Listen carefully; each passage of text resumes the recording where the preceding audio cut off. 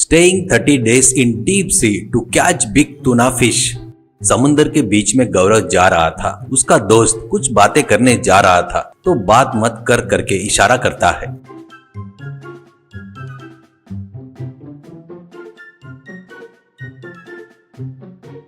उसके बाद उसके पास के गल को एक मछली को लगाकर उस गल के साथ समुद्र में फेंकता है।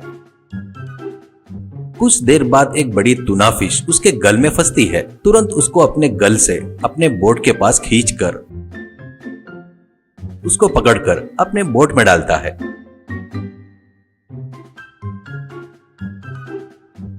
उसके बाद फिर से गल फेंकता है और फिर से एक बड़ा टूना फिश फंसती है।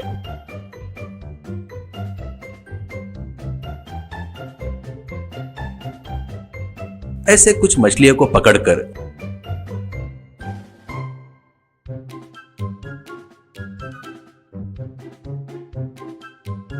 गौरव अपने दोस्त के साथ मिलकर वापस आ जाता है।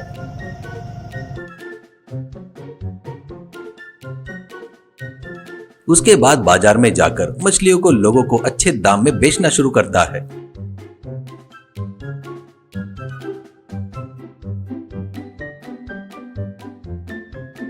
वो देखकर बाजू वाला मछुआरा शंकर, अरे भैया कुछ भी बोलो तो पकड़े सब मछलियाँ बढ़िया रहते भैया, तुमको ही मिलते हैं, क्यों पता नहीं मुझको, ऐसा कहता है। गौरव, भैया मैं तुम्हारे जैसा ही हूँ, मैं कोई स्पेशल नहीं हूँ। क्या है तो मेरा समय अच्छा चल रहा है, कट रहा है। बेचारे बड़ी बड़ी मछलियाँ आकर मुझ पर दया कर रही है। शंकर, अरे वो नहीं भैया, तुझको कोई बात है पर छोड़ो यार। अरे भूल गया, कल बिजनेसमैन रक्षित आए थे, तुमको बहुत बार मिलने को बोले, क्यों नहीं जा रहे हो, ऐसा कहता है। गौरव, उतने बड़े आदमी से अपने को क्या काम रहता भैया, क्या है तो ऐसे चल रहा है। ठीक है, मैं घर के लिए निकलता हूँ, कुछ देर संगीत की प्रैक्टिस करना है, वैसे ही कुछ देर मुझे अपने बच्चों के साथ खेलना है, उसके बाद घर के आगे पेड़ के साथ कुछ देर बात करना है, नहीं तो ये सब लोग मुझे तारे दिखाएंगे भाई। कहकर कमाए हुए पैसों में से आधा अपने दोस्त को देकर चला गया।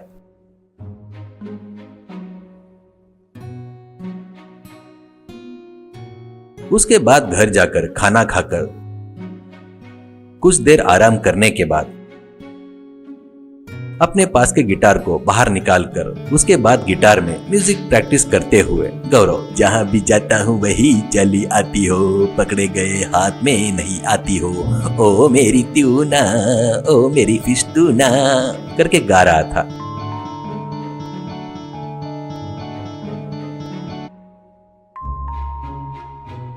उसकी आवाज से उसकी पत्नी कान बंद करके वैसे ही उसको देख रही थी। उसको देखकर गौरव, क्यों ऐसे देख रही हो, स्टार्टिंग में सब लोग वैसे ही बजाते हैं, धीरे धीरे मैं भी म्यूजिक में एक्सपर्ट हो जाऊंगा, तब देखना तुम भी एक रोज गाना गाओ करके रिक्वेस्ट करोगी करके कहता है। भार्गवी, हाँ रिक्वेस्ट करूंगी। तो एक काम करो, पहले अच्छे से गाना सीख कर बाकी की प्रैक्टिस बाहर करो, उसके बाद सुनाना। अरे बाप रे, तुम्हारे गड़े देसी आवाज मैं सुन नहीं पा रही हूँ, कहकर अंदर चली गई। उसके बाद गौरव जाकर पेड़ के नीचे आराम कुर्सी डालकर बैठता है। इतने में कुछ देर बाद वहां पर बिजनेसमैन रक्षित आता है। उसको देखकर गौरव एक कुर्सी मंगवा कर उसको बैठने को बोलता है। उसके बाद गौरव से रक्षित, देख गौरव, तेरा टैलेंट मुझे बहुत अच्छे से पता है, बराबर साइज का ट्यूना कहाँ मिलता है वो भी तुझे अच्छे से पता है, पर तू बहुत कम पकड़ रहा है यार, वही तू ज्यादा पकड़ा तो तेरी लाइफ बदल जाएगी। सिर्फ 30 दिन उस जगह पर रहकर पकड़े तो हमारे लोग वहाँ पर शिप में आकर उन फिश को लेकर जाते रहेंगे। ऐसे तू समुद्र में 8 बार 30 दिन के लिए समुद्र में रहे तो तेरी लाइफ मामूली नहीं रहेगी। गौरव, सर मैं अभी पकड़ रहे मछलियों से और उससे होने वाले कमाई से खुश हूँ, और 30 दिन क्यों सर, बेचारे को जीने दो, ऐसा कहता है। तो रक्षित, क्या खुश है रे तू, देख तू बगैर रेस्ट लिए ज्यादा समय देकर बहुत सारे मछलियाँ पकड़ा तो उन मछलियों से आने वाले पैसों से नाव खरीद सकता है, उसके बाद तेरा व्यापार बढ़कर शिप भी खरीद सकता है। वही तू ये पकड़े हुए मछलियों को विदेश में बेचा तो तेरा ऑफिस शहर में खोल सकता है, उसके बाद तेरा बहुत सारे फॉरेनर से परिचय बढ़ेंगे, तो अनगिनत पैसा कमा सकता है, ऐसा कहता है। गौरव, आपने बताया वो बहुत अच्छा है सर, और वो पैसा आने के बाद मैं क्या कर सकता हूँ सर बताओ,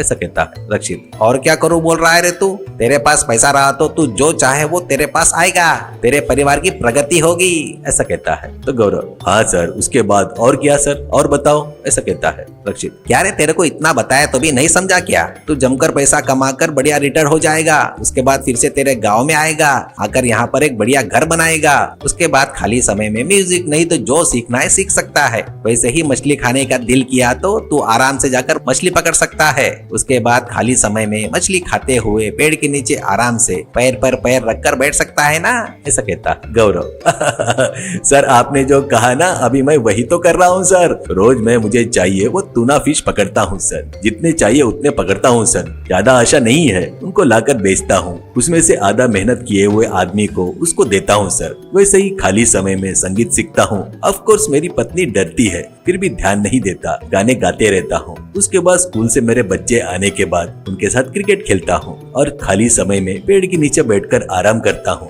यहाँ पर पक्षी वगैरह सभी आते हैं पेड़ से और उनसे कुछ देर बात करता हूँ। इससे मुझे क्या समझ में आया बोले तो सर, अपन कितना भी दूर भागे तो भी फिर भी घूमकर वापस अपने घर पर ही आना पड़ता है ना, अपने गाँव में ही आना पड़ता है सर। मैं खुश हूँ सर, मुझे छोड़ दो सर और किसी को देख लो। ऐसा कहने से रक्षित को गुस्सा आकर जाने लगता है तो तब वहीं रहकर सब कुछ सुन रही भार्गवी अरे रुकिए सर, ऐसा कहती है। रक्षित रुक जाता है। भार्गवी गौरव के पास आकर तुमको बुद्धि ज्ञान कुछ तो भी है क्या? उतने बड़े व्यापारी आकर पूछ रहे हैं तो पागल जैसे बात कर रहे हो क्या? वो उतने अच्छे से बात कर रहे हैं तो तुमको समझ में नहीं आ रहा है क्या? एक बात ध्यान में रख लो, गई से उम्र वापस नहीं आती। जवान है तभी शरीर में ताकत रहती है, जवान है तब तक पैसा कमा लेना चाहिए। ऐसे पेड़ के नीचे बैठकर गिटार बजाए तो दिन बीत जाते हैं और फिर कभी वापस नहीं आते हैं। तब बच्चों को अच्छे से कैसे पढ़ाओगे? कल को घर वालों को कुछ हो गया तो तुम्हारे पास सेविंग्स वगैरह कुछ है क्या? ये फिल्मी डायलॉग बंद करके चुपचाप समंदर में जाओ। तुमको 30 दिन तक क्या क्या लगेगा मैं सब कुछ बना कर दूंगी। सर आप जाइए, ये 30 दिन के लिए समुद्र में क्यों नहीं जाते, मैं देख लेती हूँ। ऐसा कहती है। रक्षित देख रहे गौरव, तेरी पत्नी को जितना दिमाग है उतना तेरे को नहीं है। उतनी अच्छी पत्नी मिलना तेरी किस्मत समझ। कहकर चला गया। तब गौरव का ज्ञानोदय होता है। वो अगले दिन नाव में जरूरत का सामान लेकर समुद्र में जाता है। वहां वो 30 दिन रुककर मछलियां पकड़कर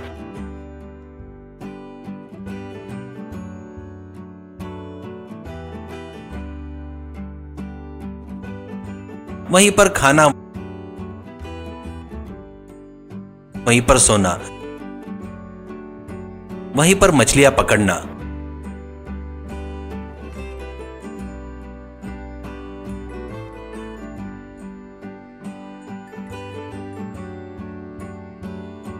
बोर हुआ तो गिटार बजाना करते रहता है। ऐसे 30 दिन गुजर जाते हैं।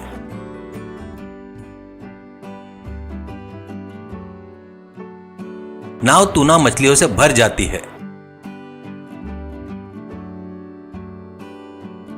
रक्षित की बोट आकर वो मछलियां को लेकर चले गए।